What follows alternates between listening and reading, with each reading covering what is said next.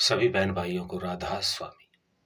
आज का सत्संग में सुनेंगे सतगुरु महाराज ने बताया कि सतपुरुष और काल महाराज का संवाद कैसे हुआ। सुनिए। मैं बोला मैं किसी का काम नहीं करता, मैं आप जैसा ही साधारण आदमी हूँ।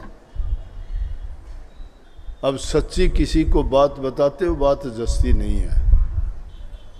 झूठ अगर बोल दोगे तो पक्का यकीन कर लेंगे। हाँ ये है कि आप में और मेरे में एक फर्क है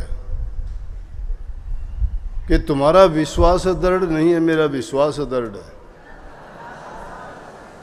कहने लगे फलानी जगह बारिश आनी थी, आपने रोक दी। महा नहीं, ये समझौता है अपना। देखो अगर हमारे व्यक्तिगत कोई बात हो, व्यक्तिगत लाभ की बात हो, हमारा स्वार्थ हो, तो उसमें दखल हो जाए कोई बात नहीं। लेकिन जो स्वयं मालिक का काम है, उनकी महिमा गाई जाती है, उनको याद किया जाता है, कितने भक्तों की आस्था, भावना, भाव, उनकी सोच उसके पीछे होती है, तो आप कैसे मान लेते हो कि हमारे काम में दखल देंगे? विश्वास नहीं ना, इसीलिए कंप्लेंट करते हो। दिनोद का सत्संग जब भी करने लगे जो बोले जी बारिश का तो ख्याल रखियो। मैं कहने लगा भाई बात सुनो, अपना यकीन पक्का रखा करो कि अव्वल तो हमारे काम में दखल होगी नहीं, और अगर होगी भी तो उसके लिए भी आपको एक बात साधारण सी बताऊं, वो हमारे हित के लिए होगी, भलाई के लिए होगी, लाभ के लिए होगी। ऐसा क्यों है कि परमात्मा के नियम में ऐसी कोई बात नहीं कि वो किसी को अकारण कष्ट देते हों, या किसी से कोई बदला लेते हों, या किसी से कोई रंजिश निकालते हों।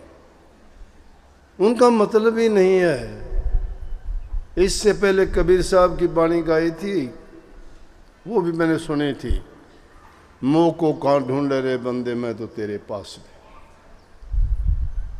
कबीर साहब की वाणी बहुत सुंदर थी। ये भी कबीर साहब की थी, गाफिल कैसे रे। ये चेतावनी भरी वाणी थी। चेतावनी जीव को क्यों जाती है कि हम गाफिल होते हैं। इस और काल और माया के देश में हम गाफिल क्यों हो गए कि ज्यों ज्यों हम बढ़ते चले गए, हमारे ऊपर माया का लियाफ और हमारी जो निज की खुशी, इंद्रिय भोग, उनके आनंद और रस की जितनी ज़रूरत पड़ी उसी में फंसते और उलझते चले गए। लेकिन संत जब प्रगट होते हैं वो इन जीवों के हित के लिए, स्वामी जी महाराज ने साफ वर्णन किया है, सार वचन में वाणी आई है, सुरत और शब्द का संवाद है। उस संवाद में कहा है, ये रूह ने शब्द से सवाल किया परमात्मा से कि हमें इस काल देश में क्यों भेजा गया। तो जवाब उसका दिया कि काल महाराज ने मेरी भक्ति करी, भक्ति से मैं खुश हुआ, खुश होकर मैंने उसको ये 3 लोक का राज दे दिया, रूहें भी दे दी उसको। दोबारा जब उसने और भी कठोर तप किया तो उनको रूह दे दी और वो रूह उसके अधीन हो गई सब। अब काल और माया के देश में आने के बाद में जो नियम काल ने बनाए, माया ने बनाए, उन नियमों का पालन होना शुरू हो गया। हमारी कोई स्वतंत्र इच्छा, हमारा विचार, हमारा कार्य नहीं रहा। हम गुलाम बन के रह गए। माया ने जो खेल खिलाए, काल ने जो कर्म करवाए, उस कर्म और खेल में हम ऐसे फंसे कि इस जीवन को हमने सत्य मान लिया। तो रूह ने सवाल किया, तो अब हमारे लिए संतों को क्यों भेजा? कि जब रूहों को मैंने दुखी देखा इस संसार में, तो मैंने संतों को इसलिए भेजा कि इन रूहों को वो भेद दे के निज घर का और वापस यहाँ ले आए, ताकि मैं उनका दुख बर्दाश्त नहीं कर सकता।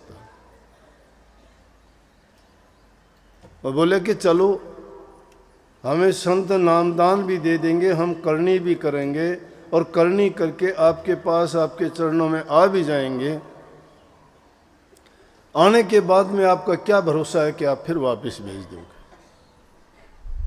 बोले नहीं, ऐसा दोबारा से नहीं होगा, ये मौज एक बार की ही थी। अभी आप सुन रहे थे सतगुरु महाराज जी का सत्संग।